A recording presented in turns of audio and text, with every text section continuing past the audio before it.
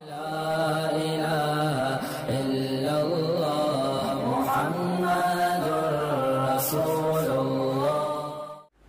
ہر چیز کی ایک حدود ہیں، لیکن میں جب کمنٹس دیکھتا ہوں نا، جس کے مفاد پہ زد پڑ رہی ہے نا، وہ پوری کلاشن کوفوں کے برس لے کے دھاڑ دھاڑ ٹھیوں ٹھیوں فائر ہو رہے ہیں پورے، اور ہم اپنے خلاف گالیاں سن رہے ہوتے ہیں، یہ ایسے ہیں، یہ بکاوا ہے، یہ فلانا ہے، ڈمکانا ہے۔ ایک میرا بیان تھا، وہ کسی نے کمبخت نے نام ایسا دے دیا، خواتین جلدی بوڑھی کیوں ہو جاتی ہیں۔ یہ یوٹیوب کے کلپ والے نام خود ہی دیتے ہیں، یہ الٹے نام دیتے ہیں تاکہ جلدی عورتیں زیادہ سنیں۔ اب خواتین نے اس پہ سرچ کیا جا کے، اس میں ہمیں جوان رہنے کا نسخہ بتایا ہوگا مفتی صاحب نے، ٹھیک۔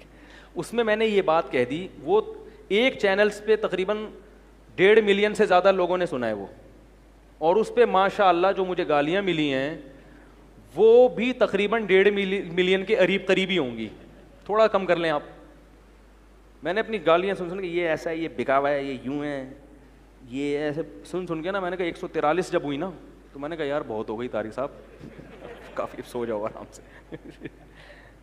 اس میں نے اتنی بات کر دی کہ خواتین جو آج کل نسل روک رہی ہیں، ان پہ بڑھاپا جلدی آ رہا ہے، اور میں نے بتایا کہ میڈیکل سائنس اس بات کو ثابت کرتی ہے، پروف میرے پاس موجود ہے، اور میں نے اس کتاب کا حوالہ بھی دیا۔ اب میں ساری کتابیں لے کے یہاں تو نہیں بیٹھوں گا نا، اور اس پہ میں نے پھر عقلی دلائل دیے، نقلی دلائل جو ڈاکٹروں کے، ان کا کتاب میں، کہ میری کتاب اس بارے میں پڑھ لیں، اس میں نے پوری ریسرچ کی ہے۔ نسل روکنے سے عورت کی صحت اچھی نہیں ہوتی، بلکہ کیا ہوتی ہے، خراب ہوتی ہے، جلدی بڑھاپا آتا ہے، کیونکہ فطرت کے خلاف ہے نا، نیچر کے خلاف۔ اس پہ یہ کہ خواتین کو بچے پیدا کرنے کی مشین سمجھا ہوا ہے ان مولویوں نے، مرد عیاشی کریں اور عورتیں پیچھے کیا کریں، دھڑا دھڑ بچے یہ کون سا طریقہ ہے بھائی، یہ کون سا طریقہ ہے یار بات کرنے کا؟ میں نے کب کہا کہ آپ ہر سال پیدا ہوتے رہیں، اور ہر سال تو پیدا ہو بھی نہیں سکتے، کوئی چاہے بھی تو نہیں ہوتے، سمجھ آ رہی ہے بات؟ تو کہاں کہ تھوڑا سا خواتین کے مفاد پہ زد آئی نا، کہ ان کو یہ خیال ہوا کہ اب ہمیں ہماری ذمہ داری۔ کسی نے کہا تربیت کیسے ہوگی، تو بھائی کرو نا تربیت، آپ کی ذمہ داری ہے کہ ہم اگلی نسل بڑھائیں بھی، اور اس کی ٹریننگ اور اس کی تربیت بھی کریں۔ فارغ بیٹھنا یہ صرف جانوروں کا کام ہے۔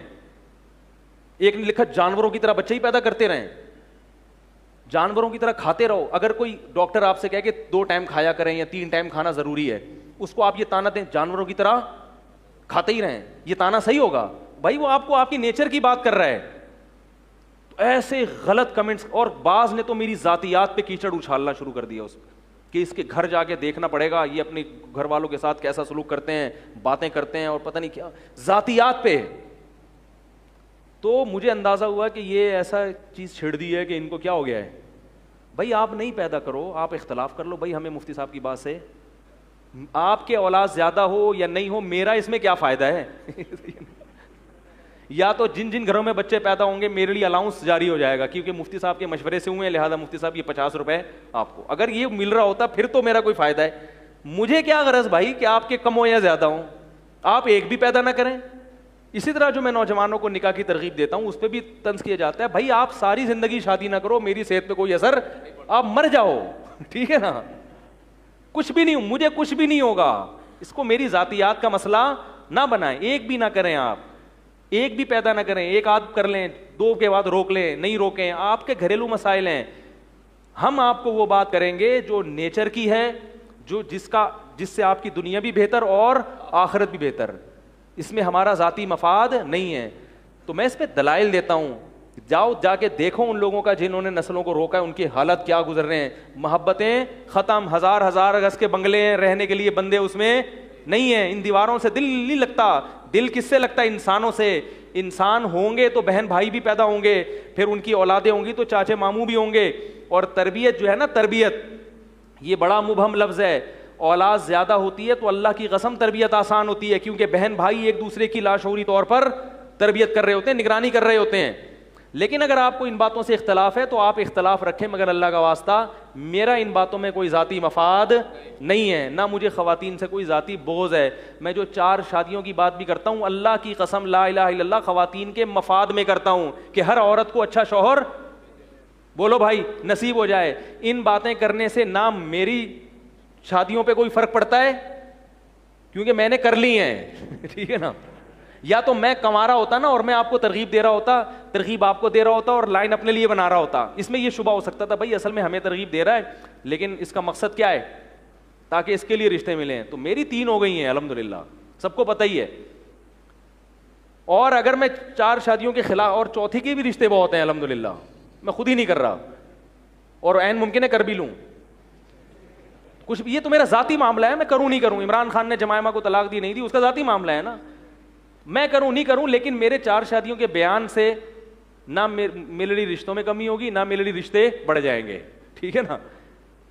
تو جب میری ذات کو نہ کوئی اس سے فائدہ ہے نہ کوئی اس سے نقصان ہے آپ کی شادیوں سے, تو مجھے کیا ضرورت ہے میں اس ٹاپک کو لے کے چھیڑ رہا ہوں اللہ کے بندو.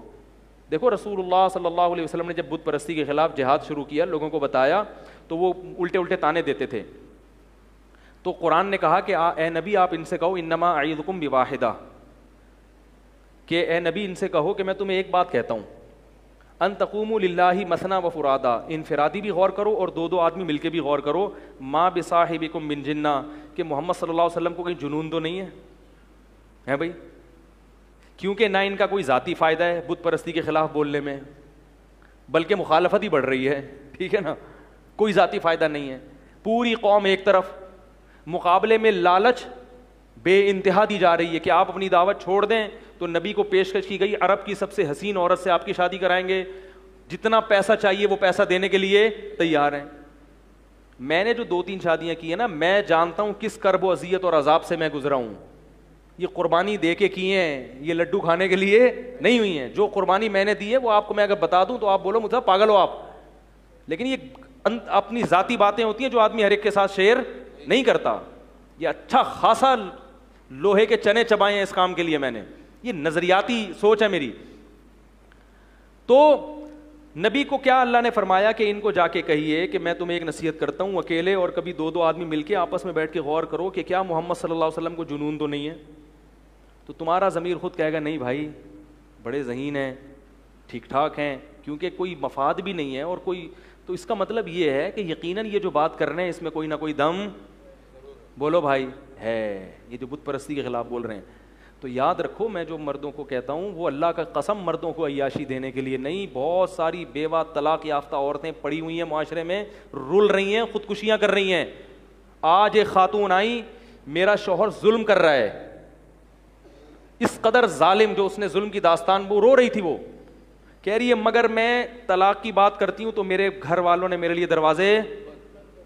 کیسے ظالم ماں باپ ہیں یار. بھائیوں نے کہا بس ہم نے رخصتی کر دی, اب گھر آنے کی ضرورت کیوں. اس کو پتہ ہے گھر آ گئی تو دوبارہ شادی, طلاق یافتہ کی دوبارہ شادی, بولو بھائی, نہیں ہوگی. ایک گراؤنڈ ریئلٹی ہے. اگر ان کے گھر والوں کو یہ آپشن ہو کے ہو جائے گی تو وہ گھر کے دروازے بند اس ظالم کے ساتھ کیا کر دیا. اور ایسے کئی کیسز ہو رہے ہیں, داماد انتہائی ظلم کر رہا ہے, بہنوں نے بہن کی زندگی عذاب بنا دی, مگر کیوں طلاق نہیں لے رہے بھائی, پہلی اتنی استخارے نکال کے ہوئی تھی, اتنا عذاب بن کے ہوئی تھی, اب دوبارہ طلاق لے کے, تو اس کو کہتے ہیں وہیں رہو بس.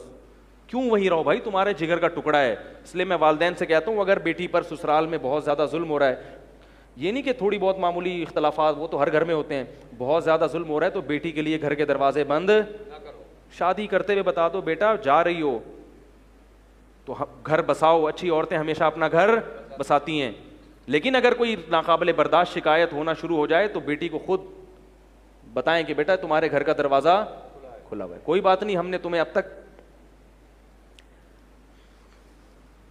تمہیں اب تک کھلایا اور پلایا اور اس کا کوئی معاوضہ ہم نے تم سے, بولو بھائی, نہیں مانگا, تو موت تک انشاءاللہ ہم تمہیں کیا کریں گے, کھلائیں گے. کیونکہ بھائی اور باپ ان میں اگر غیرت ہو تو وہ عورت کو بوجھ, بولو بھائی. مجھے افسوس اس لیے ہوتا ہے کہ تمہاری بہن ہے, ایک چھاتی سے اس نے تمہارے ساتھ ماں کی چھاتی سے دودھ پیا ہے, اور تم کیسے بے شرم ہو کے اپنے گھر کے دروازے اس کے لیے روڈوں پہ رول رہی ہیں. طلاق دے دی نا شوہر نے, روڈوں پہ رول رہی ہیں, بھائی نے دروازے بند کر لیے, ماں باپ نے دروازے بند کر لیے, نہیں یہ ٹینشن ہم نہیں پالیں گے. خود سوچو اگر اس کی جگہ خود ہوتے اور تمہارے ساتھ یہ سلوک ہو رہا ہوتا, وہ بازاروں کی زینت بنتی ہے, وہ کیا کیا ہوتا ہے, وہ یہ تو ہمیں پتہ ہے نا, جو رابطہ تو ہمارا ہے لوگوں کے ساتھ. تو میرے بھائی یہ جو میں بات کرتا ہوں یہ کس کے تحفظ کے لیے؟